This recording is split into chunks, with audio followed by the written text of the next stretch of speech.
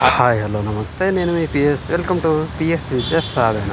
ఈరోజు విద్యా ఉద్యోగ సామాజిక అంశాలు చూసుకున్నట్లయితే అంతరిక్షంలో వెళ్ళనున్న ఈగలు, మరి ఏఐ రాజధానిగా హైదరాబాద్, అర్హులందరికీ కొత్త రేషన్ కార్డు, మరి హెల్త్ కార్డు అని వార్తల్లో విషయాలను చూసుకోవచ్చు. మరి సెప్టెంబర్ 2లోగా డిఎస్సి తుదికి అని మరొక అంశం. ఇలాంటి విద్యా ఉద్యోగ సామాజిక అంశాల కోసం మన ఛానల్ను సబ్స్క్రైబ్ చేయండి. మరి ఈ వీడియో మీకు నచ్చినట్లయితే మీ ఫ్రెండ్స్కు షేర్ చేయండి. లైక్ చేయడం మాత్రం మర్చిపోవద్దు. మరి అంశంలోనికి వెళ్తే డిఎస్సి తుదికి సెప్టెంబర్ 2లోగా అని మరొక అంశాన్ని చూడవచ్చు. ఎట్టకేలకు 2024 డిఎస్సి తుది దశకు చేరుకుంది. మరి సెప్టెంబర్ 2లోగా డిఎస్సి తుదికి అని, డిఎస్సి ఆన్లైన్ పరీక్ష తుదికి సెప్టెంబర్ 2 నాటికి అని 1-2 రోజుల్లో ఆలస్యం కావచ్చని, మొత్తానికి సెప్టెంబర్ 2లోగా అందిస్తామని విద్యాశాఖ వర్గాలు చెబుతున్నాయి.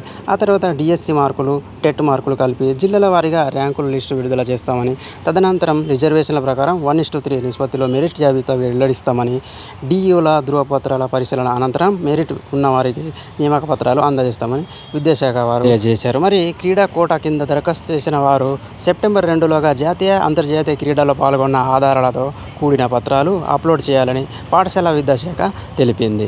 ఒక సామాజిక అంశం, అర్హులకు రేషన్ కార్డు మరియు ఆరోగ్య కార్డులని సెప్టెంబర్ 17 నుంచి ప్రజాపాలన 10 రోజుల పాటు వివరాల సేకరణ. ఆరోగ్యశ్రీ, సీఎంఆర్ఎఫ్ ఇక ఆరోగ్య కార్డులే ప్రామాణికమని, ప్రజల ఆరోగ్యంతో చెలగాటమాడితే చర్యలు తప్పవని, డెంగీ జ్వరాల వివరణలకు చర్యలు చేపట్టాలని ఉన్నతాధికారులతో ముఖ్యమంత్రి రేవంత్ రెడ్డి సమీక్ష నిర్వహించారు. విధంగా తెలంగాణలో 5-6 సంవత్సరాల నుండి ఎదురుచూస్తున్న కొత్త రేషన్ కార్డుల కోసం ఎదురుచూస్తున్న వాళ్ళ కోసం ఇది ఒక శుభ పరిమాణంగా. మరొక అంశం, సైన్స్ అండ్ టెక్నాలజీకి సంబంధించిన అంశం. మరి ఏఐ రాజధానిగా హైదరాబాద్ 5-6 తేదీలో ప్రపంచ సదస్సు, మంత్రి శ్రీధర్ బాబు వెల్లడి. మరి కృత్రిమ మీద అయిన ఏఐ రంగంలో హైదరాబాద్ ప్రపంచ రాజధానిగా నిలిపేందుకు చర్యలు తీసుకున్నట్లు రాష్ట్ర ఐటీ పరిశ్రమల శాఖ మంత్రి దుద్దిర్ల శ్రీధర్ బాబు వెల్లడించారు. మరి ఇందులో భాగంగా సెప్టెంబర్ 5-6 తేదీ ప్రపంచ ఏఐ సదస్సు హైదరాబాద్లో జరుగుతున్నట్టు మంత్రి శ్రీధర్ బాబు వెల్లడించారు. మరి హైదరాబాద్ సమీపంలోని ముచ్చర్లలో 200 ఎకరాల్లో ఏఐ సిటీ ఏర్పాటు చేయబోతున్నామని, దీనిపై ఎలా ముందుకు వెళ్ళాలి అనే విషయంలో ఏఐ సదస్సులో చర్చిస్తామని, ఈ విధంగా ఏఐ రాజధానిగా హైదరాబాద్ ఉండబోతుందని మంత్రి శ్రీధర్ బాబు వెల్లడించారు. కాంపిటేటివ్ పరంగా చూసుకున్నట్లయితే ఏఐ ఒక ముఖ్యమైన అంశంగా పరిగణించవచ్చు. ఇప్పుడు జరుగుతున్న ప్రపంచ సాంకేతిక రంగంలో ఏఐ ఒక ముఖ్యమైన అంశం. ఇందు నుంచి ఒక బిట్ మనం ఖచ్చితంగా ఎక్స్పెక్ట్ చేయవచ్చు. ప్రపంచ సదస్సు మన హైదరాబాద్లో జరుగుతుంది కాబట్టి ఖచ్చితంగా ఒక బిట్ను మనం ఎక్స్పెక్ట్ చేయవచ్చు. మరి మొట్టమొదటి ప్రపంచ సదస్సు ఎక్కడ జరిగింది, మరి హైదరాబాద్లో జరుగుతున్న ప్రపంచ సదస్సు ఎన్నోది అని తెలుసుకోవాలి. ఈ వార్తలో నిలిచిన వ్యక్తుల్లో చూసుకున్నట్లయితే ఐటీ పరిశ్రమ సమైక్య NASSCOM, national association of staff and service companies చైర్పర్సన్గా SAP labs Indian MD Sindhu Gangadharan 2024 August 26న నియమితున్నట్లు తెలుస్తుంది. ఈమె షాప్ ల్యాబ్స్ తొలి మహిళా ఎండి కావడం వల్ల ముఖ్యంగా గుర్తుంచుకోవాలి. మేము చూసుకున్నట్లయితే కేంద్రపాలిత ప్రాంతంలో లద్దాఖ్లో కొత్తగా 5 జిల్లాలు ఏర్పాటు చేస్తున్నట్లు తెలుస్తుంది. సైన్స్ టెక్నాలజీకి చెందిన మరొక అంశం, 2005లో చేపట్టబోతున్న గగన్యాన్ ప్రాజెక్టు ద్వారా 4 వ్యోమగాములతో పాటు 20 ఈగలను అంతరిక్షంలో పంపబోతున్నామని ఇస్రో నిర్ణయించింది.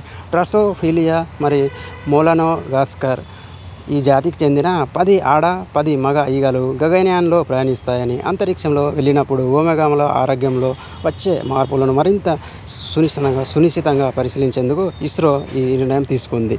ఈగలు ప్రయాణించేందుకు అవసరమైన వ్యవస్థతో ఉన్న ఈ కిట్ను కర్ణాటక ధార్వాడ వ్యవసాయ విశ్వవిద్యాలయం కీటక శాస్త్ర విభాగం రూపొందించింది. ఈగలకు అందించాల్సిన ఆహారం, వాటి ఆరోగ్య పరిరక్షణ కూడా అదే పరిశీలిస్తుందని, అంతరిక్ష వ్యోమగాములతో పాటు ఈగలు అయినటువంటి ఈ కీటకాలను అంతరిక్షంలో వెళ్ళడం ఒక విశేషమైన విషయంగా చెప్పవచ్చు. ఒక అంశం, దక్షిణాఫ్రికాలో పాఠ్యపుస్తకంగా తెలుగు విద్యార్థుల కోసం రచయిత తెలంగాణకు చెందిన కరీంనగర్ జిల్లా వాసి కావడం చెప్పుకోదగ్గ విషయం. ఈ క్రీడా అంశాలు చూసుకున్నట్లయితే ఐసీసీకి జైసియా ఏకగ్రీవ ఎన్నికం అంశం చూసుకున్నట్లయితే ప్యారిస్లో పారా ఒలింపిక్స్ ఆకాశం హద్దుగా భారత్ నుంచి 84 మంది బరిలో దిగుతున్నారు. మరి నేటి నుంచే పారా ఒలింపిక్స్ ప్రారంభం కాబోతున్నాయి. ఇవి ఈనాటి విద్యా ఉద్యోగ క్రీడా సమాచారం. ఇలాంటి అంశాల కోసం మన ఛానల్ను లైక్ చేయడం మర్చిపోవద్దు. Thank you. జై హింద్.